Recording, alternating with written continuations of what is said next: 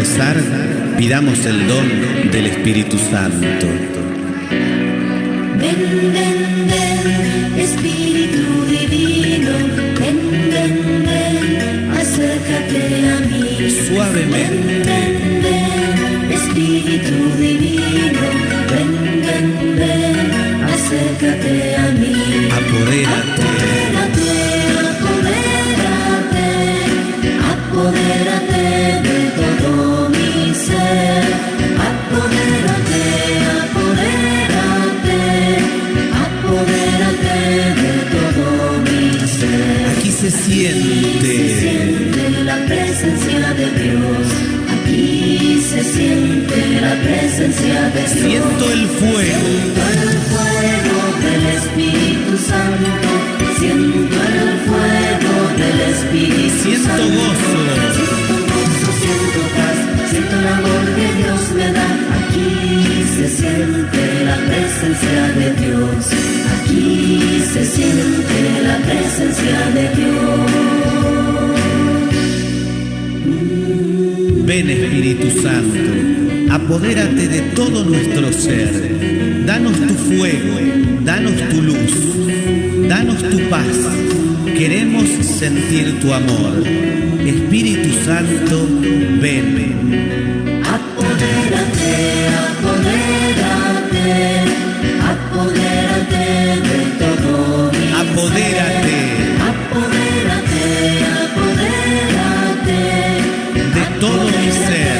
de todo mi ser. Apodérate, apodérate, apodérate de todo mi ser. Apodérate, apodérate, apodérate de todo mi ser. Amadísimo Señor, en esta noche queremos pedirte que seas tú derramando la gracia de tu Espíritu Santo sobre todo y cada uno de nosotros. Necesitamos que tú nos ayudes a construir las comunidades según el corazón de Dios. Necesitamos, Espíritu Santo, que esa palabra que tú inspiraste un día, que son palabras de vida eterna, penetren hasta lo más profundo de nuestro ser. Que como esa espada de dos filos llegue hasta lo más íntimo de nuestro ser. Tócanos, Espíritu Santo, en esta noche. Te necesitamos, Espíritu Divino de Dios, para que tú vengas a cambiar nuestra manera de pensar, de sentir, de actuar, de hablar. Para que seas tú, Espíritu Santo, transformándonos en la persona de nuestro Señor Jesucristo. Para que tengamos la misma manera de ser del Señor. Ven, Divino Espíritu, ven y tócanos, Señor. Ven en esta noche y haz en nosotros un Pentecostés.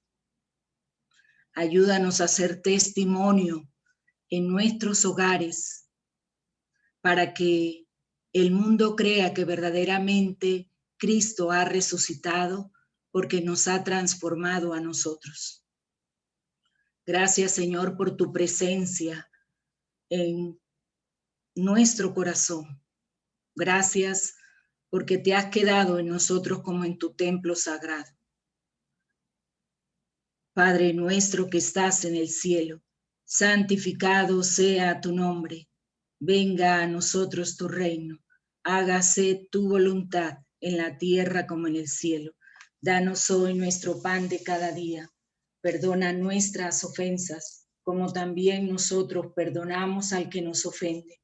No nos dejes caer en tentación y líbranos del mal. Amén. Hemos orado y quedamos en la presencia del Padre, del Hijo y del Espíritu Santo. Amén. Hermanos, el tema que vamos a reflexionar en el día de hoy es sobre la comunidad. Vamos a... Quisiera primero empezar a reflexionar qué no es una comunidad. para luego definir qué es una comunidad. Una comunidad no es un círculo bíblico.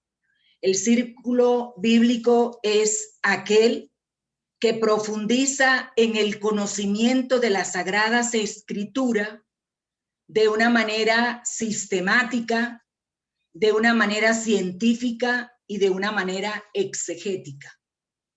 La exégesis es la ciencia que se encarga de estudiar el texto original. Y para eso, entonces, la exégesis se encarga de hacer un análisis del contexto original en que fue escrito el texto.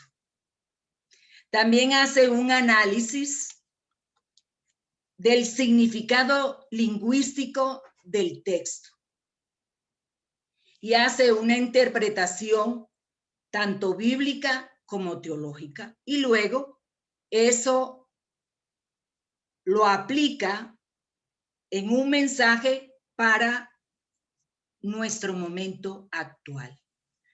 Pero en las koinonia prima el deseo de que la Biblia alimente la oración e ilumine la vida. No es para profundizar en el conocimiento de las Sagradas Escrituras. La Biblia tampoco es una clase de teología dogmática o de teología moral. La teología moral es aquella que trata de el bien y el mal del comportamiento humano. Y la teología dogmática es aquella que trata de exponer de una manera científica y sistemática las verdades reveladas por Dios. Pero en las koinonías, el hincapié se le pone es a la oración, donde nosotros tenemos ese encuentro personal con el Señor y que además nos ayuda a reconocer el otro como nuestro hermano. También dentro de la comunidad, claro está, se abren espacios de enseñanza y de formación. Las comunidades no son grupos de estudio. Los grupos de estudio son aquellos grupos pequeños de personas que regularmente comparten, deliberan, profundizan un tema o varios temas. Como lo he dicho antes, la comunidad, lo esencial es la oración que nos lleva al encuentro con el Señor. Las koinonías, las comunidades carismáticas, tampoco es una reunión social. Es normal que los cristianos, a causa de la comunión que los une, busquen reunirse, busquen conocerse frecuentemente. Pero la comunidad se dedica a la oración, que es un momento, ese momento es diferente a una reunión social o a un club de amigos que tiene, digamos, otros espacios para reunirse. Las comunidades tampoco son una sesión de terapia. Puede ser que en el encuentro de la comunidad, digamos, hagamos oración de sanación interior y que la gente sienta paz, que la gente sienta tranquilidad, que la gente sienta sosiego, pero la comunidad no pretende convertirse en una sesión de terapia psicológica donde la gente pueda descargar su tensión y mucho menos practicar el yoga. Las comunidades tampoco son para organizar actividades. Por eso, por ningún punto, la comunidad puede dejar de reunirse y mucho menos para organizar actividades como rifas, eucaristías, eventos, celebrar cumpleaños. Como he dicho, todo esto tiene otros espacios. Sé que cada coinonía tiene en su parroquia eucaristías a su cargo, las cuales tienen que organizar, pero la comunidad no es para eso.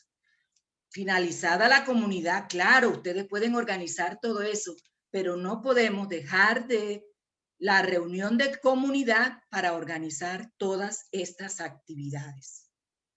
La comunidad tampoco son espacios de piedad para fomentar formas de oración que inclusive son reconocidas y aprobadas por la iglesia, como inclusive que son inspiradas para algunas espiritualidades, como por ejemplo el rezo del Santo Rosario.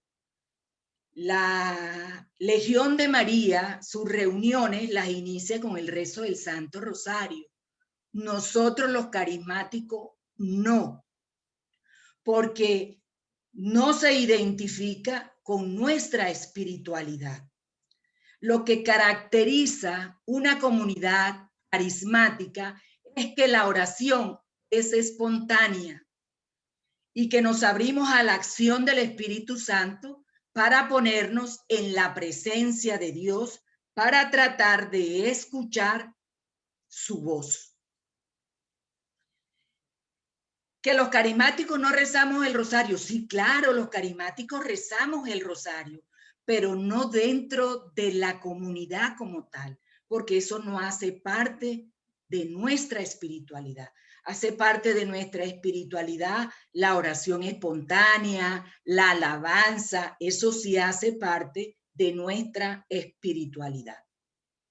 Ahora sí miremos qué es una comunidad. Una comunidad es un grupo orgánico y fraternal de personas centradas en Jesucristo y movidas por el Espíritu Santo, que se responsabilizan una de otra en todas las dimensiones, tanto de la vida humana como espiritual, en amor mutuo y atento servicio, cuidando unos de otros y compartiendo todo con todo, dando así nuevos modelos de vida. Ahora vamos a mirar cada una de las partes que componen la definición de comunidad. Dice que es un grupo fraternal, porque a través del sacramento del bautismo, Dios nos adoptó como sus hijos. Por lo tanto, somos hijos de un mismo Padre y hermanos entre sí. Dice que es un grupo orgánico, es decir, que la comunidad tiene que tener una mínima estructura, una mínima organización, sin sofocar y sin apagar al espíritu. Dice que es un grupo de personas, es decir, que tienen alma, que tienen cuerpo, que tienen espíritu, que tienen un carácter, que tienen un temperamento, que tienen una voluntad. Y esto es importante que lo tengamos en cuenta, porque los hermanos no tendrán la misma manera de ser y la misma manera de comportarse. Dice que ese grupo está centrado en Jesucristo. Es decir, que la base, que el cimiento, que el núcleo, que el centro de la comunidad es nuestro Señor Jesucristo. Y así debe ser el Señor Jesús, el centro de nuestra vida, el centro de nuestra familia. Dice que la comunidad es movida por el Espíritu, porque el Espíritu Santo es el alma, el Espíritu Santo es el motor, es el que mueve la comunidad. Por eso se hace necesario que nosotros nos pudiéramos ejercitar en estar abiertos a la revelación, a la inspiración y a la moción del Espíritu, para poder ser así dóciles a sus acciones y poder percibir la voluntad de Dios para mi vida y para la vida de la comunidad. Hay comunidades que no avanzan y hay comunidades que no avanzan porque no se hace la voluntad de Dios en la comunidad, sino que se hace la voluntad del coordinador, porque no estamos atentos a lo que Dios quiere para la comunidad. También nos dice que son responsables unos de otros en todas las dimensiones de la vida humana y cristiana. Es decir, que yo amo tanto a mi hermano que yo me hago responsable de su salvación y me hago responsable de su crecimiento espiritual.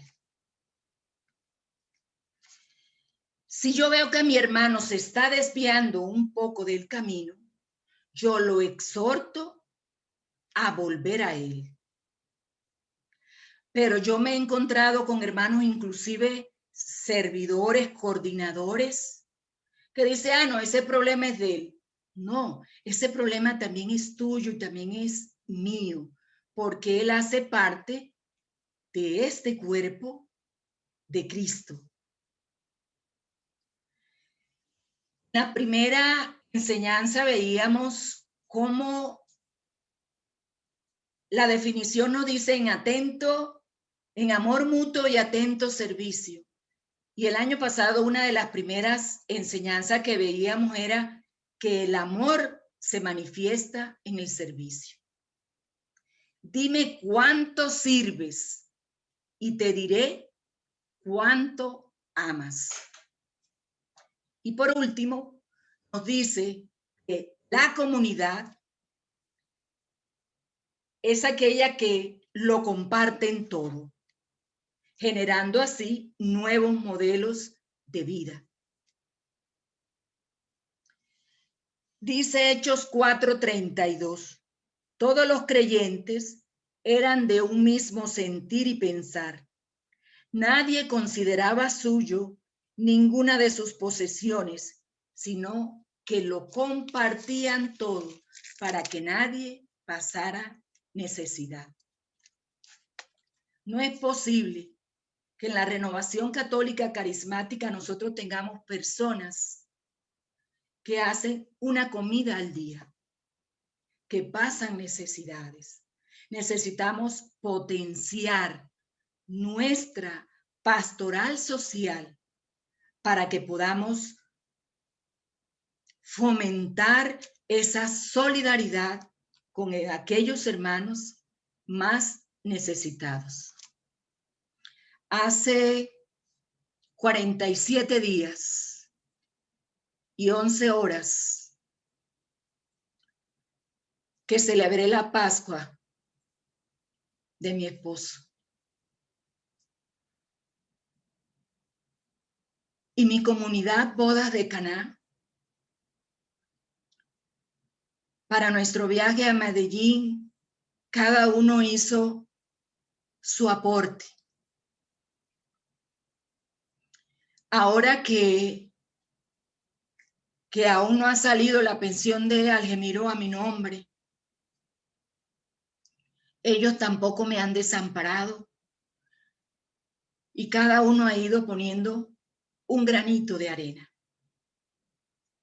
Porque una comunidad es aquella que comparte todo con todos.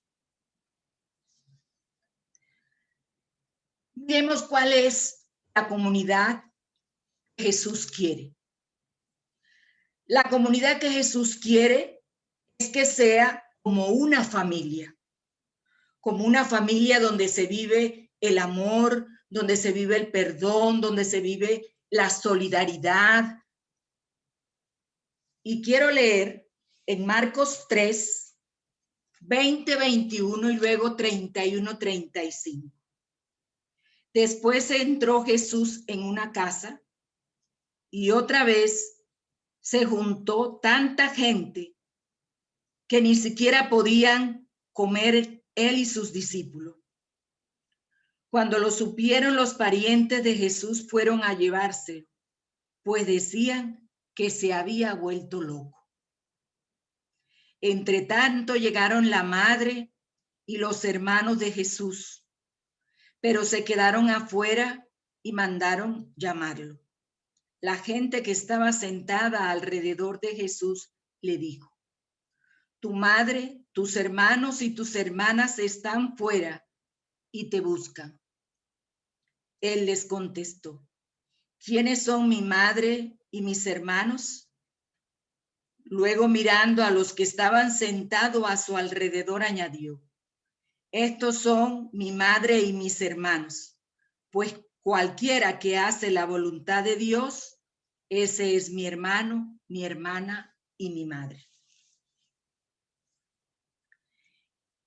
Los parientes de Jesús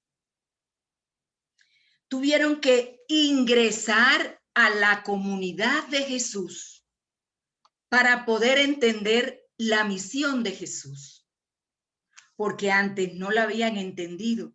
Fueron a buscarlo y dice que lo trataban como loco, este está loco. Tuvieron que entrar a la comunidad de Jesús para poder entender cuál era la misión de Jesús. Y así esos parientes pudieran adquirir las características de la nueva familia de Jesús, que era la comunidad cristiana.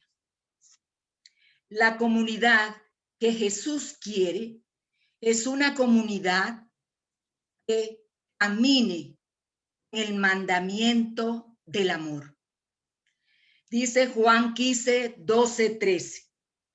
Este es el mandamiento que les doy, que se amen unos a otros como yo los he amado. Nadie tiene mayor amor que el que da la vida por sus amigos. Miremos entonces cuáles son las características de la comunidad de Jesús. La primera característica: tienen a Jesucristo como maestro. Juan 3, 2. Este vino a Jesús de noche y le dijo: Rabí, sabemos que has venido de Dios como maestro, porque nadie puede hacer las señales que tú haces si Dios no está con él. ¿Cómo lo llama? Rabí, que significa maestro. Sabemos que vienes de Dios, que eres maestro. Es decir, lo reconocen como maestro. En la época de Jesús, los discípulos se iban a vivir con el maestro y adquirían el estilo de vida del maestro. ¿Será que tu comunidad tiene a Jesús como maestro porque cada uno de sus miembros ya tiene el estilo de vida de Jesús, que es amar, que es perdonar, que es estar pendiente de los más necesitados, porque tienen a Jesús como maestro? Segunda característica: escucha la voluntad del Padre. Efesios 1:9. Y nos ha hecho conocer su voluntad secreta, o sea, el plan que él mismo se había propuesto llevar a cabo. Dios tiene un plan de salvación para cada uno de nosotros. Y a lo largo de nuestra historia, Él nos ha ido revelando ese plan que tiene para ti y que tiene para mí. La pregunta es que si nosotros hemos sabido escuchar esa voluntad del Padre en nuestra vida y en la vida de nuestra comunidad. Tercero, es obediente a la voluntad del Padre. Mateo 7:21 dice, no todo el que me dice, Señor, Señor, entrará en el reino de los cielos, sino aquellos que hacen la voluntad de mi Padre. No son aquellos que van todos los días a Eucaristía, no son aquellos que hacen parte de una comunidad, no son aquellos que hablan en lenguas y tienen el don de sanación, que nos dice que vamos a entrar al reino de los cielos, sino aquellos que hacen la voluntad del Padre. Cuarto elemento, tiene relación íntima con Dios. Juan 10:30 dice, yo y el Padre somos uno.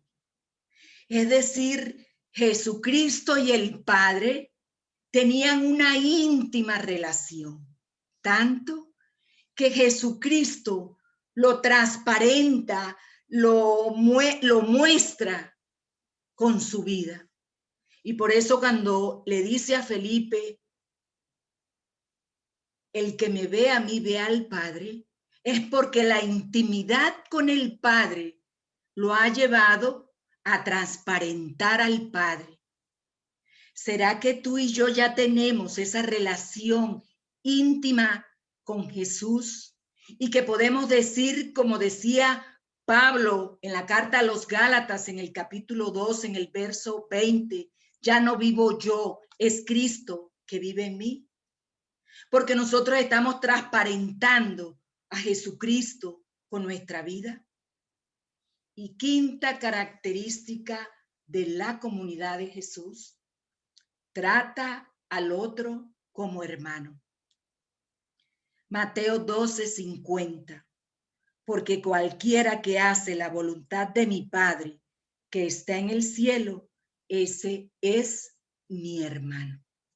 Es reconocer que como somos hijos de un mismo Padre, el otro es mi hermano. Así sea mi enemigo, es mi hermano. Así sea uno que huele mal en la calle, es mi hermano. Miremos ahora cuáles son los elementos de una comunidad. Los elementos de una comunidad nos los da Hechos 2:42. Todos seguían firmes en lo que los apóstoles les enseñaban. Compartían lo que tenían, oraban y se reunían para la fracción del pan. Hechos 2:42 nos está diciendo que una comunidad tiene que tener 4 elementos: la enseñanza, la convivencia, la oración y la fracción del pan. Vamos a ver cada uno de estos elementos. Dice que perseveraban en la enseñanza. ¿Y qué era lo que enseñaban? La palabra de Dios. Vamos a mirar un poco qué es la palabra de Dios. En Isaías 55:11 nos dice, la palabra que sale de mis labios no vuelve a mí sin producir efecto, sino que hace lo que yo quiero y cumple la orden que le doy. En el libro del Génesis, en el capítulo 1, que nos habla de la narración de la creación, vemos que cada día Dios iba creando algo. Y dice la Escritura, y dijo Dios, y dijo Dios.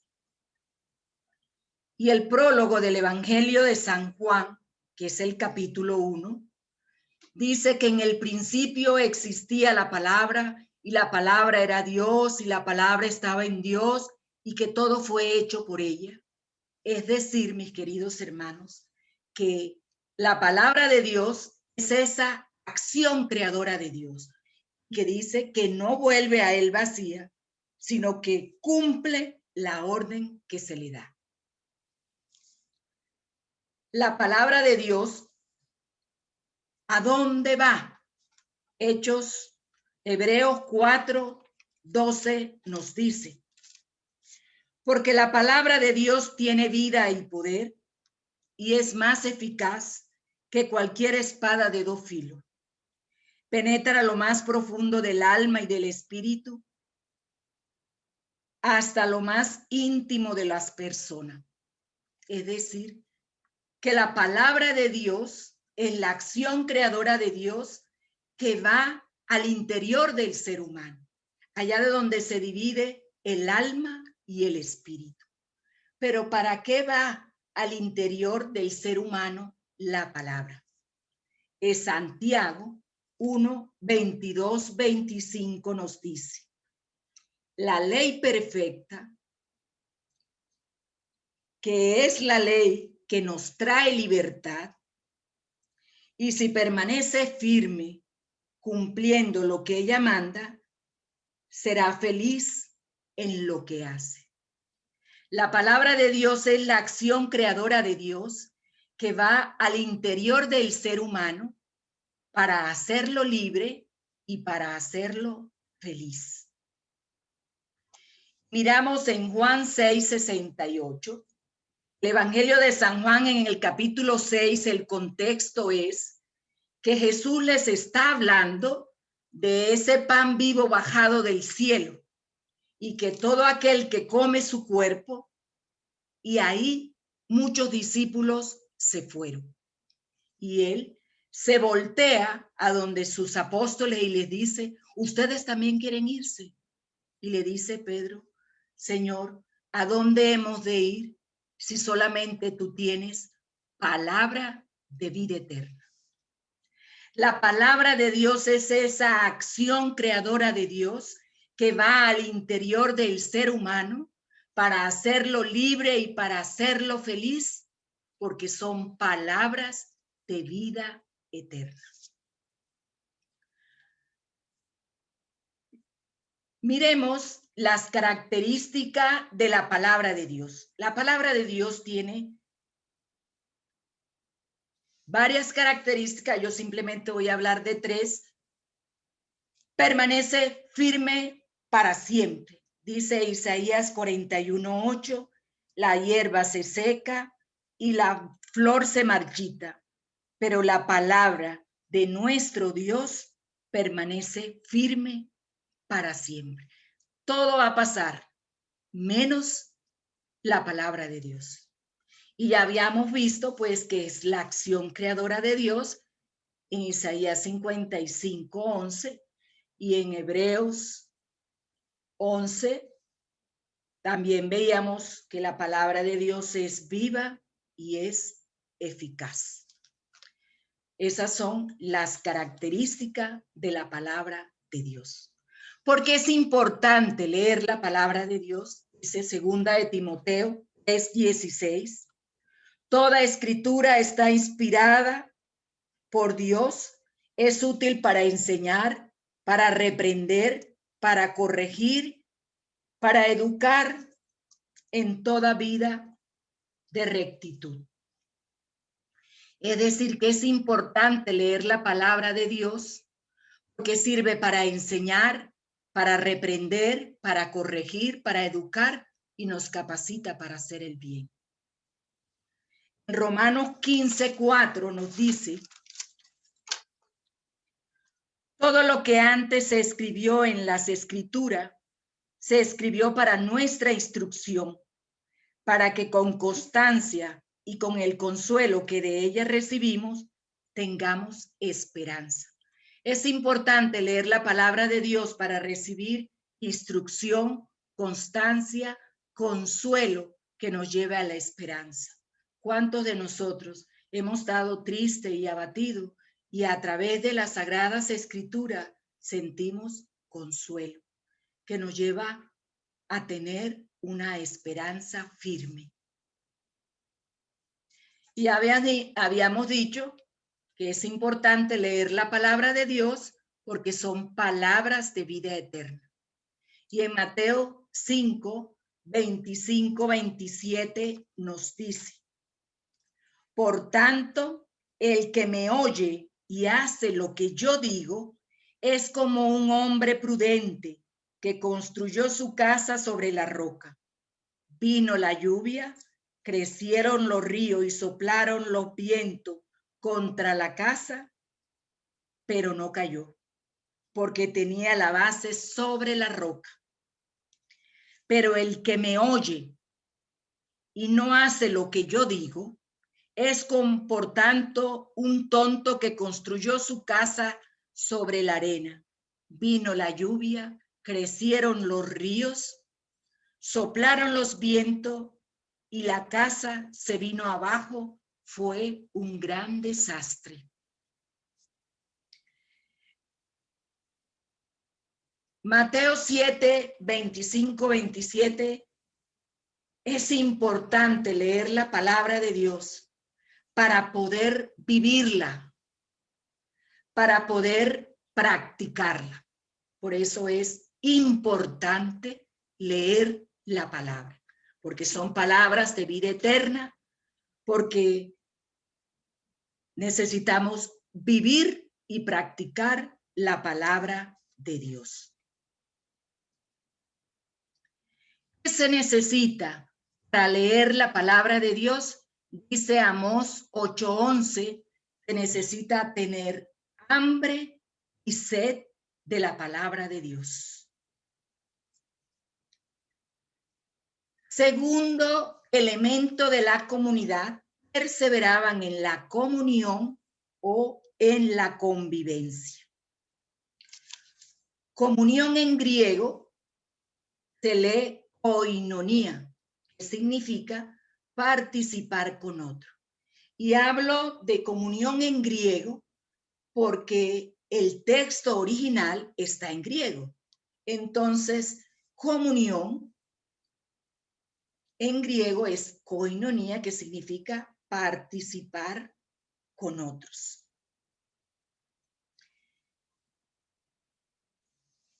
Los discípulos de Jesús, después de haber tenido la experiencia del resucitado, después de haber recibido la unción del Espíritu Santo en Pentecostés, sintieron la necesidad de compartir con otros esa experiencia.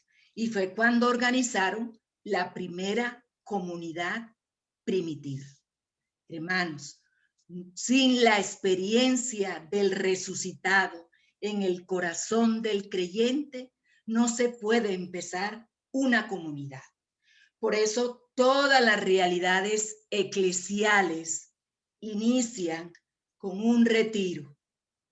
El de nosotros, por ejemplo, en la Renovación Católica Carismática, es el Seminario de Vida en el Espíritu, para que la gente pueda tener un encuentro personal con Jesús resucitado. Porque la comunidad, el punto de partida de la comunidad es el encuentro personal con Jesucristo. Posteriormente viene entonces la organización comunitaria y después los servicios y los apostolados. Pero a veces nos encontramos con hermanos que quieren estar en servicio, que quieren estar en apostolados, pero que no quieren tener una vida comunitaria. Y la comunidad es un espacio de salvación, donde se experimenta al resucitado. Tercero, perseveraban en la oración. ¿Qué es la oración según el Catecismo de la Iglesia Católica? La oración es una sencilla mirada lanzada al cielo, donde yo tengo los pies puestos en la tierra, pero mis ojos están puestos en Dios, porque veo cómo Dios se revela en mi diario vivir, cómo Dios se revela en cada uno de mis acontecimientos. Dios se revela también en la creación entera, porque dice la carta a los romanos que lo invisible de Dios se deja ver a través de sus obras. La oración, mis queridos hermanos, está unida a la historia de los hombres. Es decir, Dios camina contigo tu historia. Dios tiene una relación con todos los acontecimientos de la humanidad. Segundo, la oración es un grito de reconocimiento de amor, tanto en las pruebas como en las alegrías. Es un grito de reconocimiento porque yo estoy convencido, yo estoy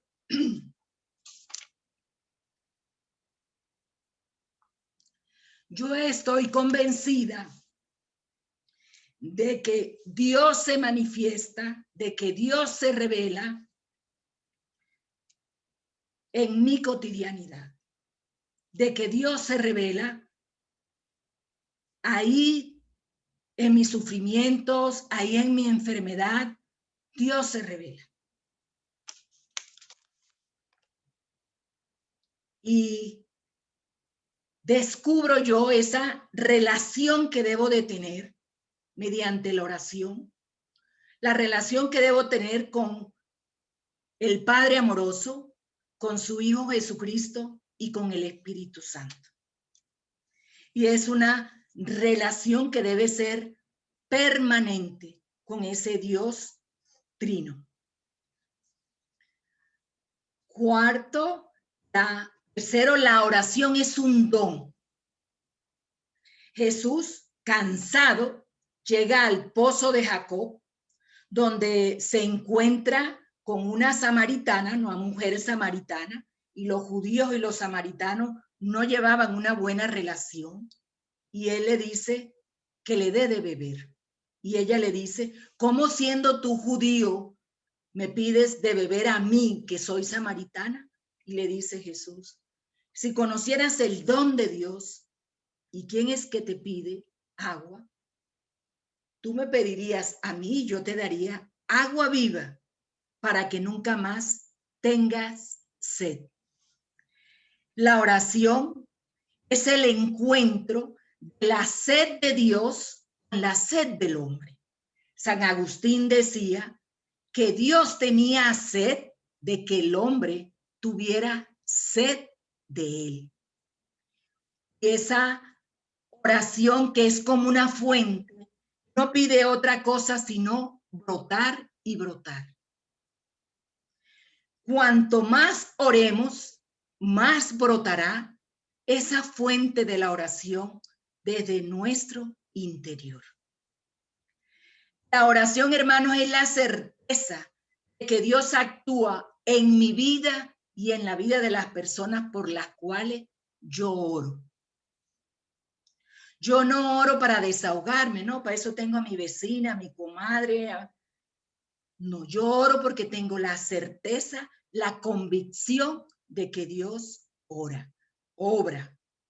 Cuando oro tengo la convicción de que Dios tiene el poder de transformar mi vida, de transformar mi situación. Porque dice Lucas 1:37 que para Dios no hay nada imposible. Dios es el Dios de lo imposible. Quinto, la oración nos ayuda a tomar conciencia de lo que Dios hace en el interior del ser humano. Jesucristo nos perdonó nuestros pecados ahí en la cruz.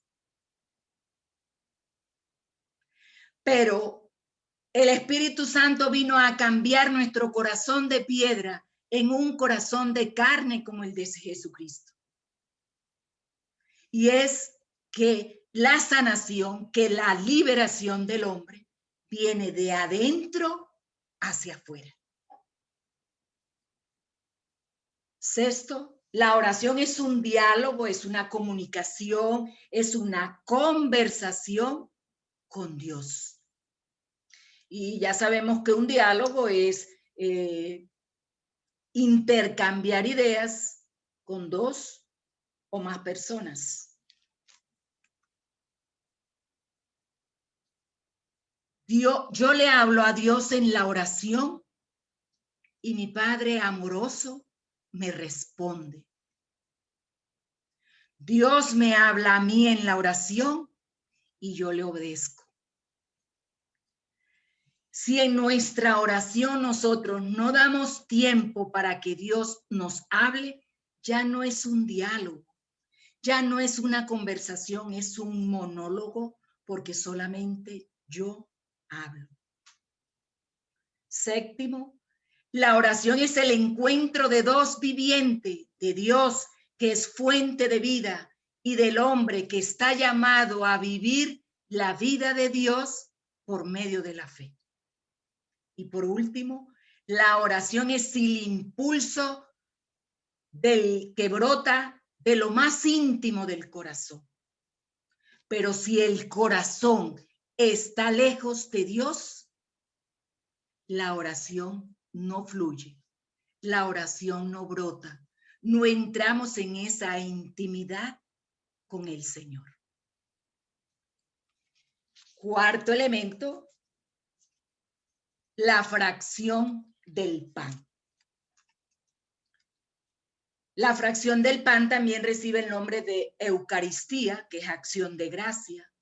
Misa, que significa misión, porque después que terminamos la Eucaristía, salimos en misión a vivir lo que hemos orado y lo que hemos celebrado. Se llama banquete pascual, banquete del Señor, y se llama también la cena del Señor. Vivir la cena del Señor es comulgar con el cuerpo y con la sangre del Señor.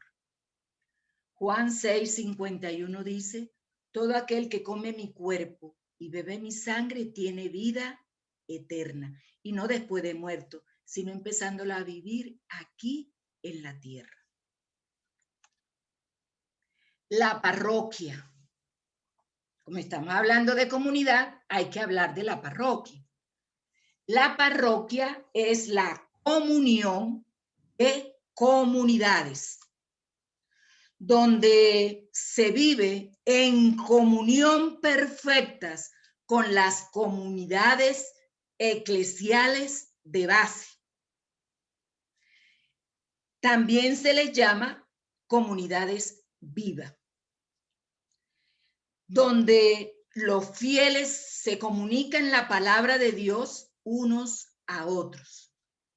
Así como nosotros vivimos íntimamente como hermanos dentro de nuestras coinonías, también dentro de la parroquia nosotros tenemos que vivir también íntimamente con las demás realidades parroquiales. Segundo, es la comunidad eucarística. Es una comunidad eucarística porque se celebra la Eucaristía, donde se parte y se reparte el cuerpo de Cristo. Cuando nosotros comulgamos, estamos llamados a vivir eucarísticamente. Y vivir eucarísticamente significa optar por el estilo de vida de Jesucristo, que amó, que se donó, que se entregó, que le sirvió a los demás hasta el extremo, es decir, hasta la cruz. No podemos decir que vivimos eucarísticamente si no me importa la vida del hermano. Vivir eucarísticamente es dejar de adorarlo ahí en la custodia para adorarlo en la custodia de carne y hueso, es decir, en los pobres, en los más necesitados, en mis hermanos de mi comunidad, en aquellos que me hacen daño. Ahí también tenemos que aprender a adorar al Señor Jesús si vivimos verdaderamente eucarísticamente. ¿Por qué? Porque todos somos iglesia. ¿Y la iglesia qué es? El cuerpo de Cristo. Entonces, la iglesia que es cuerpo de Cristo, también adoramos a Cristo en su iglesia, que somos nosotros.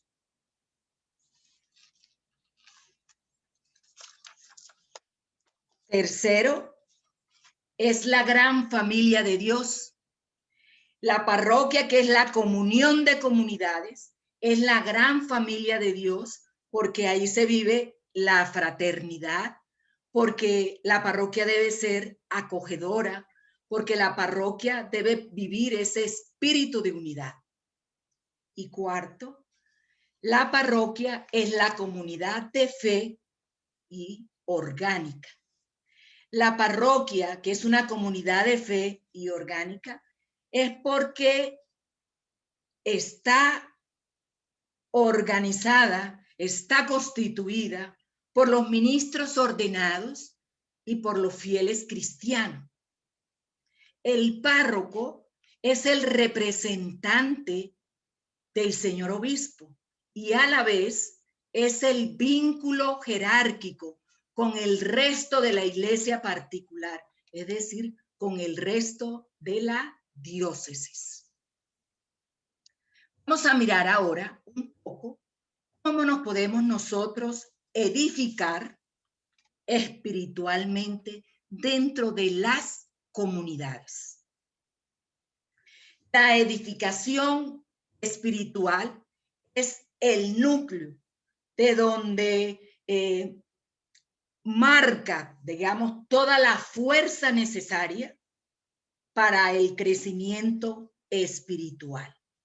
Por eso se hace necesario que el equipo timón de cada comunidad, especialmente el coordinador, conozca perfectamente el estado de la comunidad y de sus integrantes.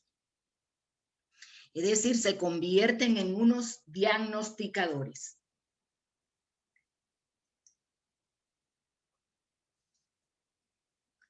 ¿Cuáles son los elementos de edificación espiritual? Tenemos 4 elementos de edificación espiritual: el testimonio de vida, revisión de vida, corrección fraterna y la búsqueda de la voluntad de Dios. Vamos a mirar cada uno de ellos. El testimonio de vida. El testimonio es compartir con los demás la propia experiencia de Dios, es decir, contarle a los demás el actuar de Dios en mi vida. Y eso tiene que ser demostrable. ¿Y cómo lo demuestro? Con mi vida nueva. Porque he crucificado las obras de la carne. Porque he crucificado a ese hombre viejo y me he revestido de la nueva naturaleza de los hijos de Dios. El testimonio es hacer pública la forma como el Señor ha ido actuando en mi vida y en la forma como Él también me ha ido utilizando a mí como instrumento que soy. Entonces, yo lo hago de una manera pública. El testimonio tiene que ser ABC. A de auténtico. Yo no tengo que inventarle nada a Dios, de que Dios me hizo esto o aquello, no. Auténtico, breve, es decir, corto. A veces la gente cuenta todo en una historia que termina uno preguntándose, ¿y cuál fue el milagro? Entonces, tiene que ser breve. Y C, centrado en Jesucristo. No en mí, el testimonio no es centrado en mí, El testimonio tiene que ser centrado en Jesucristo. El testimonio, hermanos, tiene que ser fruto de la experiencia de Dios y no fruto de emociones, no fruto de sentimentalismo, no fruto de una euforia colectiva. No, es fruto del encuentro con el Señor. Porque Dios actúa claro, en hechos portentosos, pero también actúa de una manera sencilla en mi cotidianidad. Segundo elemento, la revisión de vida. ¿Qué es revisión de vida? La revisión de vida es como una evaluación desde Dios de cada uno de los aspectos de mi vida, de cada uno de los aspectos de la vida de los hermanos de comunidad. Es decir, cada hermano de comunidad tiene que hacer una revisión de vida ante su comunidad. En Ezequiel 3, 16, 22, no lo voy a leer, se lo voy a dejar de tarea con otro material que luego les voy a enviar. Solamente me voy a referir al primer versículo que dice: a ti, hombre, yo te he puesto de centinela para el pueblo de Israel. Te he puesto de centinela. Y van a descubrir por qué los ha puesto de centinela. ¿Cuáles son los aspectos para tener en cuenta en esta revisión de vida? Primero, fijar un orden de prioridades. Y al fijar un orden de prioridades es partiendo de la situación de los miembros de la comunidad para fortalecer a los más débiles, es decir, que a los primeros que vamos a fortalecer son a los más débiles. Segundo, aplicar el método indicado para su mayor efectividad. Y hay varios métodos. Yo voy a darle algunos, 4, que son pregunta directa. Yo me acuerdo que una vez en la comunidad, una pregunta directa, en ese entonces fue, la hermana trabajaba en Pailitas y la pregunta que le hicieron: ¿tú por qué trabajas en Pailita? Y ella dijo: bueno, porque allá me salió el trabajo. Y una hermana de comunidad a veces hablaba muy fuerte y ella le dijo: no, es que tú te fuiste a trabajar allá porque es que ya no te soportas a tu marido. Primero, pregunta directa. Segundo, un cuestionario escrito. Tercero, dinámicas. Cuarto, talleres. O sea, 4 métodos para aplicar en esa revisión de vida. Tercero, como conclusión debe salir compromisos y tareas.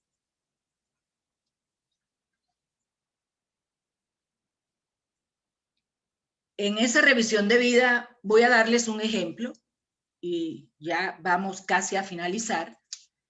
Y en ese ejemplo es, digamos, Antonio y María era una pareja, un matrimonio, y ellos tenían dificultades. Él era muy irresponsable y además de eso la maltrataba física y de palabras.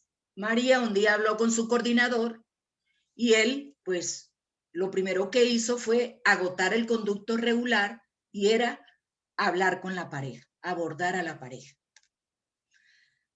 Pero no sirvió de mucho, no mejoró la situación, la comunidad se entera y entonces ellos tienen que hacer una revisión de vida matrimonial de Antonio y de María. Y el coordinador entonces lo que hace es que él durante el encuentro, en unas condiciones de un ambiente de oración, él propicia, digamos, como el momento para analizar la situación de la pareja y escuchar. Luego los hermanos participan, le hacen las correcciones necesarias. Luego, iluminados por las Sagradas Escrituras, le muestran cuál es la voluntad de Dios para ellos. Y luego le hacen, digamos, le colaboran con unas sugerencias prácticas para mejorar la situación y le siguen acompañando en el proceso y por último oran por ellos. Eso es en cuanto a la revisión de vida. Cuando el hermano plantea, digamos, una dificultad, hay que ofrecerle los medios para superarla. No es decirle, bueno, voy a orar por ti, no. Si él se abre a la comunidad, es ofrecerle los medios para superar esa situación. Y bueno, la revisión de vida incluye la corrección fraterna y la búsqueda de la voluntad de Dios. Digamos, la corrección fraterna se da dentro del encuentro o dentro de una convivencia y se destina a un tiempo exclusivo para la corrección y la exhortación. La corrección fraterna es muy delicada y tiene sus pasos evangélicos. Dice Mateo 18, 15, 17. Si tu hermano hace algo malo, habla con él a solas y hazle reconocer su falta. Si te hace caso, ya has ganado un hermano. Si no te hace caso, llama a 1 o 2 personas más para que en toda ocasión se base en el testimonio de 2 o 3 testigos. Si tampoco te hace caso, díselo a la comunidad. Si tampoco le hace caso a la comunidad, entonces considéralo como un pagano. La corrección fraterna, hermanos, es fruto del amor. Si la corrección no se va a hacer con amor, es preferible no hacerla para no herir al hermano y no perder al hermano de la comunidad. Es que yo pueda tenderle la mano a mi hermano y que él sienta que yo le tiendo mi mano no para señalarlo, sino para ayudarlo a levantarse. La corrección es una obligación porque se convierte en un pecado de omisión. Y yo tengo para condenarme con mis propios pecados, para tenerme que condenarme por los pecados de los hermanos. Y además es un mandato del Señor.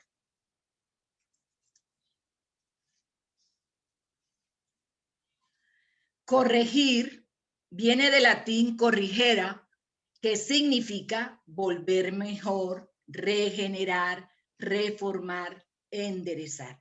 Entonces, cuando nosotros hacemos esa corrección fraterna, es porque nosotros amamos tanto a nuestro hermano, que queremos el bien para él, para ella. Entonces queremos volverlo mejor, queremos reformarlo, queremos enderezar su camino. Cuarto, la búsqueda de la voluntad de Dios. Buscar la voluntad de Dios es orientar toda mi vida al querer de Dios. Es doblar rodilla y preguntarles al Señor, ¿qué quieres tú de mí, Señor? Es doblar rodilla y decirle al Señor, ¿qué decisión puedo tomar cuando tienes que tomar una decisión? ¿Cómo hacer? ¿Cómo hacerlo? ¿Cómo hacer para descubrir la voluntad de Dios? Primero, en una oración intensa, tanto del necesitado como de la comunidad. Meditando la palabra de Dios con un corazón dócil. Tercero, la escucha obediente de su director espiritual si lo ha buscado. Cuarto, el examen sincero y profundo ante el Señor y el acatamiento a la inspiración divina. A veces buscar la voluntad de Dios y aceptar la voluntad de Dios no es fácil. Como yo les decía, hace 47 días y 11 horas y media, celebré la Pascua de mi esposo. El 23 de octubre le diagnosticaron cáncer de páncreas y el 23 de diciembre murió. Nos lo llevamos de aquí de Valledupar buscando soluciones. Cuando llegamos allá nos dijeron que no era operable. Y todo el tiempo fue pidiéndole un milagro al Señor para que lo sanara. Y pasaban los días y yo veía a mi esposo que se debilitaba.